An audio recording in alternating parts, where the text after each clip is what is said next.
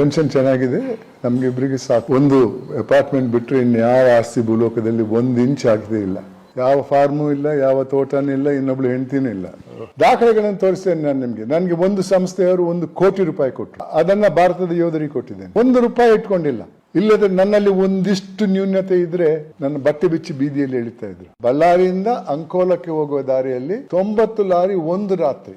ಇದು ದಿನನಿತ್ಯ ಆಗ್ತಾ ಇದ್ದದ್ದು. ನಾನು ಒಂದು ದಿವಸದ ವಿಚಾರ ಹೇಳ್ತೇನೆ ನಿಮ್ಗೆ. ಆ ವರದಿಯಲ್ಲಿ 3 ಜನ ಮುಖ್ಯಮಂತ್ರಿಗಳೇ, ಧರಮ್ ಸಿಂಗ್ ಕಾಂಗ್ರೆಸ್ ಇಂದ, ಕುಮಾರಸ್ವಾಮಿ ಅವರು JDS ಇಂದ, ಯಡಿಯೂರಪ್ಪನವರು ಬಿಜೆಪಿಯಿಂದ.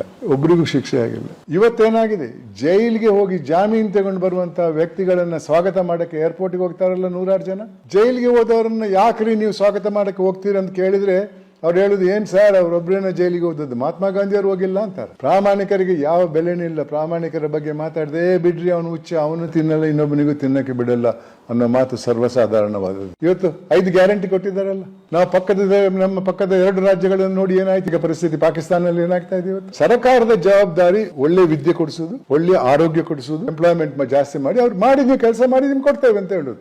ಇದೇನು ಮಾಡಿದ ಮನೆಯಲ್ಲೇ ಕೂತಿದ್ರೆ ಅದಕ್ಕೆ ಕೊಡುದಂತೆ. ನಾನು ಇತ್ತೀಚೆಗೆ ಒಂದು ಮಾತು ಹೇಳಿದೆ, ಹೆಂಗಸರಿಗೆ ಫ್ರೀ ಅಂತ ಬಸ್ಸಲ್ಲಿ ಹೇಳಿದ್ರಲ್ಲ, ನೀವು ಹೋಗ್ತಾ ಇದ್ದಾರೆ 2 ದಿವಸ 3 ದಿವಸ 4 ದಿವಸ ಅಂತ.